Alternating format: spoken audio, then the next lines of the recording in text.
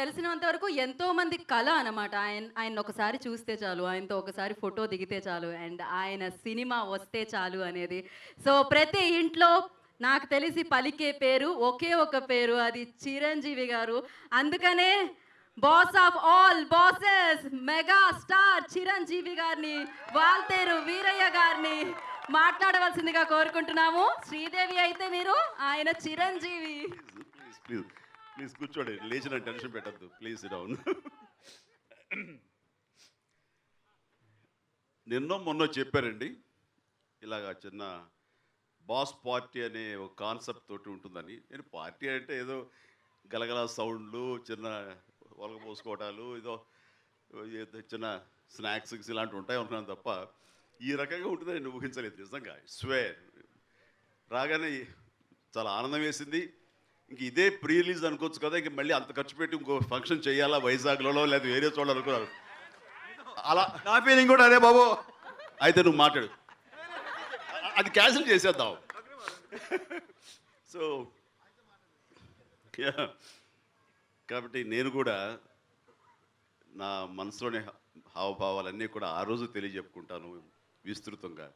ఈ రోజున చాలా క్లుప్తంగా మాట్లాడితే అందంగా ఉంటుందని నేను అనుకుంటున్నాను. కానీ ఎంత క్లుప్తంగా అనుకున్నా సరే లోపల నుంచి తన్నుకొస్తున్నటువంటి ఆనందం కానివ్వండి, ఆ భావాలు కానివ్వండి, ఆ భాష కానివ్వండి, నిజంగానే అన్లిమిటెడ్ ఏమీ అనిపిస్తుంది.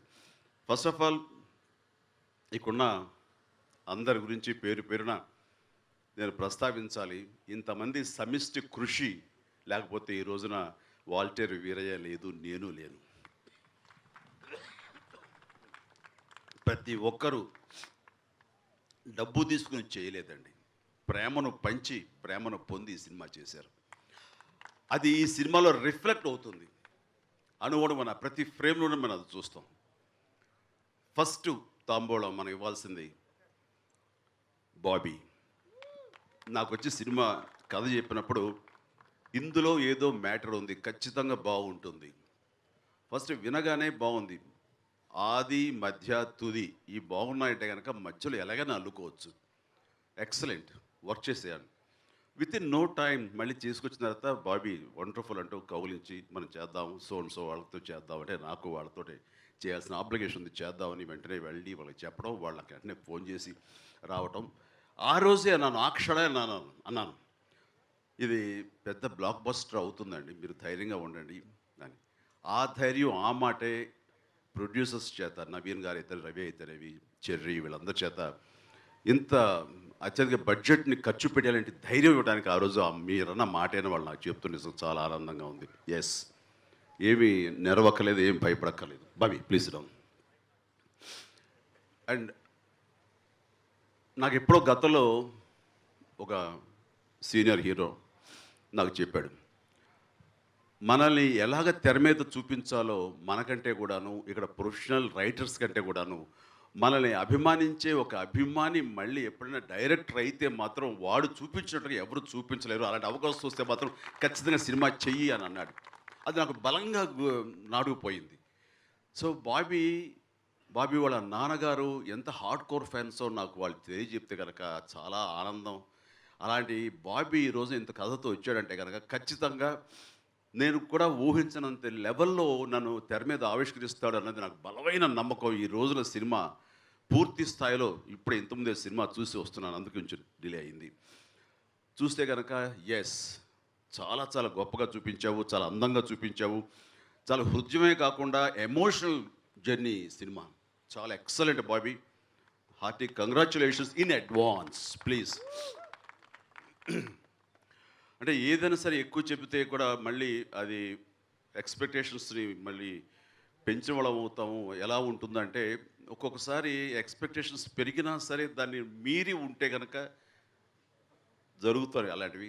అలాగా ఈ సినిమాకు జరుగుతుంది. అంతనే ఊహించుకుంటే దాన్ని మించే ఉంటుందన్నది. అండ్ ఈ సినిమాలో ప్రతిదీ అంటే ఆర్టిస్టుల దగ్గర నుంచి టెక్నీషియన్స్ దగ్గర నుంచి అన్నీ కూడాను తను ఏం కోరుకున్నాడో అవన్నీ కూడా సమకూరేలాగా ఎస్ మీరు ఏమంటే అదే అని తను కూడా కథాపరంగా పాత్రల పరంగానే కోరుకున్నాడు తప్ప ఈ సినిమాలో స్టార్ స్టడెడ్గా ఉండాలని మాత్రం కోరుకోలేదు. ఒక రాజేంద్ర ప్రసాద్ గారు కావాలంటే కనుక ఆ పాత్ర ఆ విధంగా డిమాండ్ చేస్తున్నారు. రాజేంద్ర ప్రసాద్ గారు అయితేనే ఆ పాత్రకి న్యాయం జరుగుతుంది.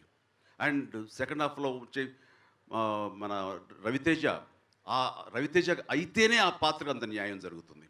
అలాగే ప్రతిదీ అందరి పాత్రలు కూడాను న్యాయం జరుగుతుంది. వాళ్ళు కాకపోతే మరొకరు చెయ్యలేరు.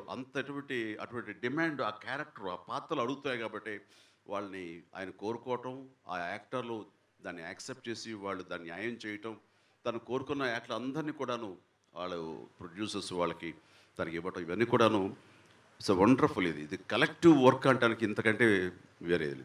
ఇంకా డిఎస్పి వచ్చేసరికి నాతో సినిమా అనేసరికి తన స్పెషల్ ఎగ్జైట్మెంట్ వేరు, తన పార్టిసిపేషన్ వేరు, తన ఇన్పుట్స్ వేరు, చాలా డిఫరెంట్గా ఉంటాయి. చూడండి మీరు నా సినిమాలు ఏం చూసిన శంకర్ దాదా సిరీస్ కానీ ఇది కానీ ఏ సినిమా చూసినా సరే తను ఇన్వాల్వ్ అయిపోతాడు. చిన్న పిల్లలాగా గెంటేస్తాడు, మంచి ట్రాక్ వస్తే కనుక ఇంటికి వచ్చేస్తాడు. అండ్ అది ఆన్ చేస్తాడు.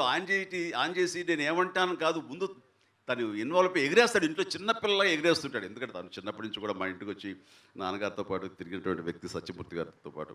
సో తనకు ఆ చనువుతో అలా చేస్తుంటాడు. అండ్ ఈ సినిమాలో అన్ని నెంబర్స్ చాలా అత్యద్భుతంగా ఇచ్చాడు. అండ్ వెరీ బ్యాలెన్స్గా మాస్ ఇచ్చాడు, క్లాస్ ఇచ్చాడు. అలాగే హార్ట్ టచ్ చేసేటటువంటి కొన్ని సిచ్యువేషన్స్లో అవి కూడా చాలా బాగా ఇవ్వగలిగాడు. అవి హృదయాన్ని కట్టిపడేస్తాయి. దానికి సపోర్టింగ్గా చంద్రబోస్ ఆయన ఇచ్చిన లిరిక్స్ వావ్. నిన్న మొన్న పెద్ద సుదీర్ఘంగా ఒక వాయిస్ మెసేజ్ పెట్టాను. చాలా చాలా బాగా చేశారు చంద్రబోస్. మీరు మీ ఇన్పుట్స్ మూలంగా ఆ సీన్ ఎక్కలేని బలం వచ్చి చాలా పైకి లేచింది ఆ సీన్ అని చెప్పేసి, అండ్ కంటతడి పెట్టించేసింది. అలాగే కొన్ని ఎమోషనల్ సీన్స్ కొన్ని అవన్నీ కూడా అంటే ప్రతి ఒక్కళ్ళు వాళ్ళ బాధ్యతల్ని చాలా ప్రేమించి చేశారండి. అది కనపడుతుంది ఈ సినిమాలో నాకు. అది ఇంతమంది ప్రేమించిన ఈ సినిమా ఖచ్చితంగా ఇది ప్రేక్షకులను కూడా అలరిస్తుంది. వాళ్ళ చేత కూడా వాళ్ళ మెప్పు కూడా పొందుతుంది అంటే ఎలాంటి సందేహం లేదని నాకు ప్రగాఢంగా అనిపిస్తుంది. ఇక యాక్షన్స్ విషయానికి వస్తే రామలక్ష్మణ్ మాస్టర్ నాకు వాళ్ళు ఫైట్ మాస్టర్లు ఎంత బాగా చూపిస్తారు, ఎంత ఇదిగా నన్ను తెర మీద పోరాటాల సన్నివేశాలు కానీ చూపిస్తారని తెలుసు నాకు. కానీ వ్యక్తిగతంగా వాళ్ళు నాకు చాలా ఇన్స్పిరేషన్ అండి వాళ్ళు. అండ్ వాళ్ళ క్రమశిక్షణ కానివ్వండి, వాళ్ళ పద్ధతులు కానివ్వండి, వాళ్ళ ఆహారపు అలవాట్లు కానివ్వండి, వాళ్ళ వ్యాయామం కానివ్వండి, వాళ్ళ మెడిటేషన్ చేస్తే కానీ వాళ్ళ అన్నతమ్ములు ఇద్దరు ఫ్యామిలీ కోసంగా వాళ్ళు వాళ్ళ లైఫ్ స్టైల్ కానివ్వండి, ఇవన్నీ ఎక్సలెంట్. సో అలాంటి వాళ్ళు ఎంతోమందికి ఇన్స్పిరేషన్. అలాంటి మాస్టర్లు ఈ వాళ్ళ ప్రొఫెషనల్గా కూడా ద బెస్ట్ చూపించే రకంగా ఉన్నారు. అలాంటి మాస్టర్లకి ప్రత్యేకించి ధన్యవాదాలు. చాలా బాగుంది మాస్టర్, ప్రతి సన్నివేశం ఎక్సలెంట్. ఇక పీటర్ హెయిన్స్ కూడా చాలా బాగా చేశారు first episode and last episode. So Peter Heins కూడా నా అభినందనలు. తెగ కష్టపడే పాపం, అంతా ఇంత కాదు అలాంటి పీటర్ హెయిన్స్కి. అండ్ ఇక్కడ ప్రతి ఒక్కళ్ళు ఇంకా ఆర్ట్ డిపార్ట్మెంట్ ప్రకాష్, ఇది చూస్తే కానీ తెలుస్తుంది అసలు చాలా డీటెయిల్ తోటి చాలా బాగా చేశారు. ఎంత ముచ్చటపడ్డానంటే నేను ఎప్పుడో ఏదో సినిమాకు ఒక ట్వీట్ చేశారు ఒక ఆర్ట్ డైరెక్టర్ గురించి, మళ్ళీ తిరిగి ఈ ప్రొడక్షన్ డిజైనర్ తన ప్రకాష్ కోసం నేను స్పెషల్గా ట్వీట్ చేయాలనిపించింది. అంత బాగా చేశాడు ఆర్ట్ వర్క్ ఈ సినిమాలో. ఎక్సలెంట్ ప్రకాష్. ఇక శేఖర్ మాస్టర్ నా స్టైల్ని పూర్తిగా పట్టేస్తున్నాడు శేఖర్ మాస్టర్. అండ్ మొన్న 3+3 days 2 songs కలిపి 6 days 6.5 days 7 days చేసేసాం. అంతా స్నోలో, అంతా ఇది ప్రతికూల పరిస్థితుల్లో, వాతావరణంలో అండ్ పరిగెత్తించి చేసావు. నేను అలా పరిగెత్తాను. Excellent master. ఇందాక సాంగ్స్ చూస్తుంటే కనుక గ్రేస్ అది మళ్ళీ ఇందాక ఎవరు అన్నట్లుగా 1993 గ్యాంగ్ లీడర్ ఆ రోజులు గుర్తుకొస్తాయంటలో కొంచెం అతిశక్తి ఏమో అనుకున్నాను. కానీ ఇందాక చూసిన తర్వాత మాత్రం no, yes they are right. అంత బాగా వచ్చింది మాస్టర్, చాలా బాగున్నాయి. అండ్ ఇక్కడ ఇక ఒకళ్ళే ఇంకా మా డిఓపి గారు ఇందా చెప్పినట్లుగా ఆయన రేస్ గుర్రంలో శృతి హాసన్ అన్నప్పుడు నాకు ముందు ఆయన అబ్జర్వ్ చేశాను. కొత్తలో ఆయన sir wonderful work sir, please అవును sir please thank you. And ఆయన వర్క్ చేసేవారు. అండ్ ఎలా ఉంది అనేది ఫస్ట్ మనం చూసేది షార్ట్ కట్ అనగానే ముందు డిఓపి వైపు చూస్తాం. ఆయన బాగుందంటారు ఏమంటారు, కొత్తలు నవ్వు ఇలా ఉండారు అనమాట. ఆ నవ్వు అంటే దాంట్లో వచ్చి మనం అర్థం తీసుకోవాలి ఎక్సలెంట్ అని. ఆయన నవ్వకపోతే కనుక సార్ 1 more బాబీ అని ఆయన నవ్వలేదు అందుకని 1 more అలాగా ఆయన నవ్వుతారు. బట్ రాను ఆయన ఎంత ఎంకరేజ్మెంట్ అంటే ఒక ఓషన్ ఎపిసోడ్ చేసాం మేము, ఒక పడవలో ట్రావెల్ లాంటిది చేసినప్పుడు 7 days ఆ వాటర్లోనే ఉండి అక్కడే నాని అక్కడే ఉండి ఆ తడితోనే బ్రేక్ లేకుండా తిని అలా నేను చేయటం చూసిన తర్వాత సార్ నాకు తెలిసి ఆయన ఫస్ట్ మాట్లాడిన మాట నాతోటి. నాకు తెలిసి ఏ హీరో కూడా ఏ లాంగ్వేజ్‌లో నేను చేసినటువంటి చాలా లాంగ్వేజెస్‌లో ఏ హీరో చేయరండి. ఎవరైనా సరే ముందు డూప్‌తో చేసేసుకోండి. ఆ తర్వాత 2 డేస్ నేనొచ్చి ఏమి క్లోజప్స్ కావాలో క్లోజర్ రేంజ్ ఏదైనా ఉంటే గనుక నేను చేసి పెడతాను అంటారు. వెళ్ళిపోతారు. మీరేంటండి ఆ ఫైటర్స్‌తో పాటు మీరు అక్కడ కూర్చొని చేశారంటే అంటే చెయ్యటువంటి ఇలాగే కదా ఇంకెలా చేస్తారు? రెండో విధానం నాకు తెలీదు. ఫైటర్స్‌తో మాత్రం కూర్చొని అందరిలాగే చేయాలి. వాళ్ళు ప్యాకప్ అంటే వెళ్ళిపోవడం, షాట్ ఉందంటే రావడం. ఇంతకు మించి నాకు రెండో విధానం తెలీదు. ఒకటే విధానం వాళ్ళతో పాటు కూర్చోవడం, పని చేయడం తప్ప ఇంకోటి ఏం లేదు. నేను చేయను ఈ షాట్ డూప్‌తో చేయించుకుంటే తర్వాత నేను చేస్తాను. క్లోజప్స్‌లో నేను చేస్తాననో నాకు తెలీదు. సో, అది ఆయన ప్రతిసారి రాను రాను రాను ఎంతో ముచ్చట పడిపోతున్నారు. అండ్ ఇక్కడ ఒక ఇదే సెట్‌లో ఒక సాంగ్ చేస్తూ మాస్ సాంగు మధ్యలో బ్రేక్ ఇచ్చి వెంటనే శంషాబాద్‌కి వెళ్ళిపోయి అక్కడ షాద్ నగర్ అనుకుంటా. అక్కడ ఒక సెట్ ఉంది. అక్కడ ఓషన్ తాలూకా చిన్న మిగిలిపోయిన బ్యాలెన్స్ చేయాల్సి వస్తే వెంటనే బయలుదేరిపోయి దారిలో వెళుతూ వెళుతూ లంచ్ తినేసి వెళ్తుంటే ఆయన చాలా షాక్ అయిపోయారు. సార్ నాకు తెలిసి ఏ హీరో చేయరని. నాకు ఇంకోళ్ళు చేస్తారా చేయరో తెలీదు కానీ నేను ఇలాగే చేస్తాను సార్. నాకు నాకు తెలిసిన విధానం ఇదే ఇలాగే. అందుకని అది మీరందరూ అది నాకదే దెన్ ఇంకా 'ఊర్వశి' అత్త చాలా ఎనర్జిటిక్‌గా ఉంది. ఆ సాంగ్ ఎవరు పెడతారు ఏంటి అని చెప్పేసి అనుకున్నప్పుడు 'ఊర్వశి' కనపడగానే ఏ what okay 'Urvashi please sit down thank you and you done a fantastic job and together yeah ఒక్క నిమిషం చెయ్యి అతుక్కుపోయింది. ఒక నిమిషం.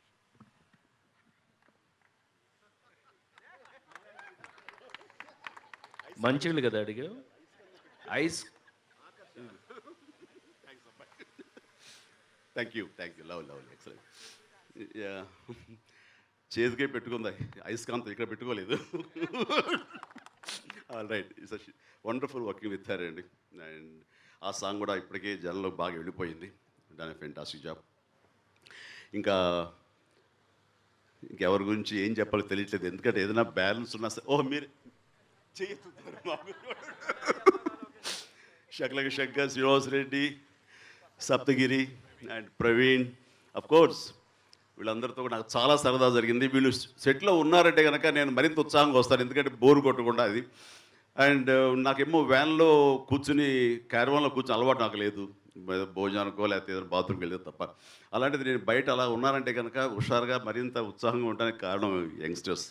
అండ్ తర్వాత ఇక ఎడిటర్స్ సంబంధించి ఎందుకంటే మొత్తం ఏదో ప్రీ రిలీజ్ ఫంక్షన్ లాగా అందరికీ ఓట్ ఆఫ్ థ్యాంక్స్ చెప్పేసుకుంటున్నాను. అది అలా వద్దు కదా, ఇంకేం దాచిపెడతారు, మొత్తం అయిపోయింది. నేను ఫంక్షన్ రాకపోయినా పర్లేదు రేపు పొద్దున్న ప్రీ రిలీజ్ ఫంక్షన్కి.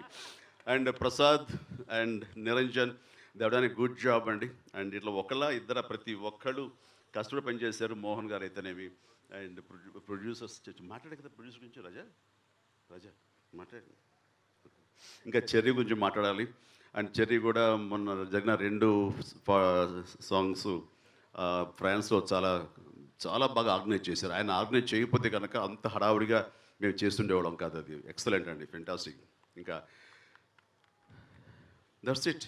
ఎవరి గురించి మర్చిపోతే కనుక pre release function Shruti Haasan కూడా ఫెంటాస్టిక్. ఈ సినిమాకి తను ఎంత బాగా కోఆపరేట్ చేస్తుందంటే ముఖ్యంగా అంత చలిలో శారీ కట్టుకుని చేయటం అంటే పాపం ఎంత చాలేస్తుందనండి ఆ బిడ్డ మీద. అండ్ తను షివర్ అయిపోతూ ఉండేది. కానీ ఈరోజు తెర మీద చూస్తున్నది అది ఏమీ కనపడలేదు. చాలా గ్లామరస్గా చాలా బాగా కనిపించింది. కానీ తను చాలా బాగా చేసింది. అండ్ తన చేసిన కోఆపరేషన్ కానీ తన వలన ఈ సినిమాకి మరింత గ్లామర్గా ఉండడానికి కారణం ఆ రకంగా శృతి హాసన్ కూడా నేను హృదయపూర్వక అభినందనలు తెలియజేస్తున్నాను. And thank you very much అండి. మీరందరూ ఇంత వచ్చారు, ఇంతసేపు చాలాసేపు చాలా వెయిట్ చేస్తున్నారు. Thank you very much. And వీలైతే కనుక ఏదైనా క్వశ్చన్ ఆన్సర్స్ ఏదైనా క్యూరియాసిటీ ఉండి టైం ఉంది పర్వాలేదు అంటే కనుక వాళ్ళు అడగమనండి, మన వాళ్ళు సమాధానం చెప్తారు. చిరంజీవి గారు, అయ్యా మూర్తి గారు చెప్పండి. లేదు సార్, మీరు రీఎంట్రీ ఇచ్చిన తర్వాత చేసిన సినిమాలన్నీ ఖైదీ ఒక మెసేజ్ ఓరియంటెడ్ సినిమా, సైరా ఒక హిస్టారికల్ సినిమా, ఆచార్య ఒక కాజ్ మీద చేసిన సినిమా, గాడ్ ఫాదర్ ఒక ఎమోషనల్ థ్రిల్లర్. బట్ మళ్ళీ ఇప్పుడు ఈ సినిమాకి వచ్చేసరికి ఒకప్పుడు మీ ఫ్యాన్స్ కోరుకునే మిమ్మల్ని ఎలా చూడాలని కోరుకుంటున్నారో, మీ నుంచి ఏం ఆశిస్తున్నారో అలాంటి సినిమా చేస్తున్నట్టు కనిపిస్తుంది. అంటే దీనికి స్పెసిఫిక్ రీజన్ ఉందా? ఆ కోలో ఒక రిలీఫ్ కోసం చేస్తున్నారా ఏంటిది? అంటే బాబీ మనోగతం ఈ సినిమా. బాబీ చిన్నప్పటి నుంచి నన్ను తెర మీద చూసినప్పుడు ఎలా అయితే ఎగ్జైట్ అయ్యాడో, ఎలా చూస్తే తనకు కిక్ ఇస్తుందో అలాంటివన్నీ మళ్ళీ తిరిగి రీక్రియేట్ చేయాలి, నన్ను మళ్ళీ తిరిగి తెర మీద ఆ రకంగా చూపించాలి అని. అలాంటి సిచ్యువేషన్ వచ్చినప్పుడు బలవంతంగా కాకుండా చాలా అందంగానే ఆ వింటేజ్, ఆ పాత గుర్తులు మళ్ళీ తిరిగి జ్ఞాపకం తెచ్చేలాగా మాత్రం చాలా చోట్ల కనిపించింది. అండ్ తను కోరుకున్న విధంగా నేను కూడా నన్ను సమాయత్తం చేసుకుని ప్రజెంట్ చేసుకున్నాను. అండ్ కేవలం ఇది తన మనోగతం, తన మనసులోని ఆ రిఫ్లెక్షన్ ఈ రోజు నా తెర మీద నన్ను నేను ఆవిష్కరించుకోవడం. సారీ టు సే, యాక్చువల్గా ఖైదీ తర్వాత 3 సినిమాలు కూడా కొంచెం నిరుత్సాహపరిచాయి.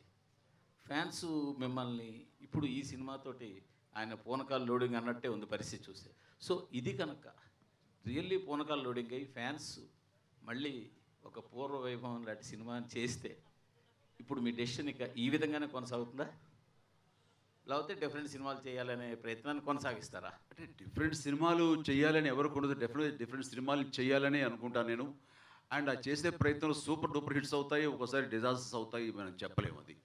అండ్ ఏవైనా సరే మ్యాక్సిమం ఏదో రకంగా సినిమాని జనరంజకం చేయాలన్న తాపత్రయం, ప్రయత్నంలో మాత్రం 100% నిజాయితీ ఉంటుంది. దాన్ని ఎవరు కించపరచలేరు. బట్ రిజల్ట్ అనేది ఒక్కోసారి అటు అవ్వచ్చు, ఇటు అవ్వచ్చు. బట్ ఇక మీద ఇలాంటి సినిమాలే చేస్తావా అంటే ఎస్, ఇలాంటి సినిమాలు చేయడం నాకు ఎప్పుడు ఇష్టమే. ఇలాంటి షూటింగ్ వస్తూ రావడం అంటే నాకు చాలా ఎక్సైటింగ్గా ఉంటుంది. రావడం వేరేలాగా వచ్చేసేవాడిని. అండ్ ఒకరు అలాగా వచ్చాడు. అండ్ ఇలాంటి సినిమాలు ఇంత కథాబలంతో, ఇంత ఎమోషన్ తోటి రాగలిగితే కనుక ఎస్, ఇలాంటి సినిమాలు చేయాలనే కోరుకుంటాను నేను. Thank you. Chiranjeevi garu hello sir, ఇది మాస్ మసాలా ఎంటర్టైనర్స్ అంటే మాకు చిరంజీవి గారే. యాక్చువల్లీ మీరు చేసినంత ఆ జోనర్లో మీరు చేసిన సినిమాలు ఎవరో చేసి ఉండరు. చాలా ఎక్సలెంట్ సినిమాలు ఇచ్చారు కూడా. కాకపోతే ఏంటంటే మాస్ అనే జోనర్కి ఈ రోజుల్లో కొద్దిగా అటు ఇటుగా ఉన్నా సరే తీసి పడేస్తున్నారు. సో వీరయ్య క్యారెక్టర్ ఎలా ఉండబోతున్నారు? రొటీన్ మాస్ ఎంటర్టైనరా, లేకపోతే ఏదైనా డిఫరెంట్గా చూపించే ప్రయత్నం చేశారు? ఖచ్చితంగా రొటీన్ ఎంటర్టైనర్ రాసుకోండి హెడ్డింగ్స్ మీరు. కానీ లోపలికి వెళ్ళిన తర్వాత షాక్ తినేంత వైవిధ్యమైనటువంటి ఎమోషన్ దాని లోపల కూడి ఉంటుంది. ఎస్, మనం ఎప్పుడు ఇంట్లో మన అమ్మమ్మల నుంచి, అమ్మల దగ్గర నుంచి ఎప్పుడు అదే భోజనం చేస్తాం. రోజు అదే భోజనం అనే భోజనం మామూలు భోజనం, రొటీన్ భోజనం అని అనుకోం మనం. బట్ ఆ రోజున స్పెషల్ ఐటమ్స్ ఏముంటాయనే దాని మీద ఆ రోజు మనం ఎంత రుచిగా ఎంజాయ్ చేసామనేది ఉంటుంది. కాబట్టి అది సినిమా చూసిన తర్వాత డెఫినెట్లీ మీకు అర్థమవుతుంది. రవి గారు ఫస్ట్ లుక్ చిరంజీవి గారు ఫస్ట్ లుక్ పోస్టర్ నుంచి ముఠా మేస్త్రి వైబ్రేషన్స్ కనబడుతున్నాయి అందరికి. ఫ్యాన్స్ కూడా అలాగే కంపేర్ చేస్తున్నారు ఈ సినిమాని. సో మీకేమైనా ముఠా మేస్త్రి మెమరీస్ గుర్తొచ్చాయా ఈ సెట్లోకి వచ్చినప్పుడు కానీ, ఈ గెటప్ కానీ? లేదండి, నేను ఇది ఎంటైర్లీ డిఫరెంట్ క్యారెక్టర్గా, డిఫరెంట్ యాక్సెంట్ తోటి చూశాను. ఇది ముఠా మేస్త్రి మీకు గుర్తుండే ఉంటుంది. ఈ సినిమా చూసిన తర్వాత మీరే అంటారు ఇది చాలా వైవిధ్యంగా చేసాం. ఎస్, నో డౌట్, మాస్ కమర్షియలే, మాస్ సినిమానే. స్టిల్స్ చూస్తుంటే మీకు ముఠా మేస్త్రి, మన రౌడీ అల్లుడు ఇలాంటి సినిమాలు మీకు గుర్తు రావచ్చు. కానీ మీరు ఇన్ టర్మ్స్ ఆఫ్ పెర్ఫార్మెన్స్ చూస్తే మాత్రం చాలా వైవిధ్యంగా ఉంటుంది. ఎందుకంటే ఈ తూర్పాంధ్ర ఉందా, ఉత్తరాంధ్ర, ఆ భాష తోటి, ఆ క్యారెక్టరైజేషన్ తోటి, బాడీ లాంగ్వేజ్ డిఫరెంట్గా అండ్ చాలా ఇదిగా చేశాను. నాకే ముచ్చటేసేస్తుంది.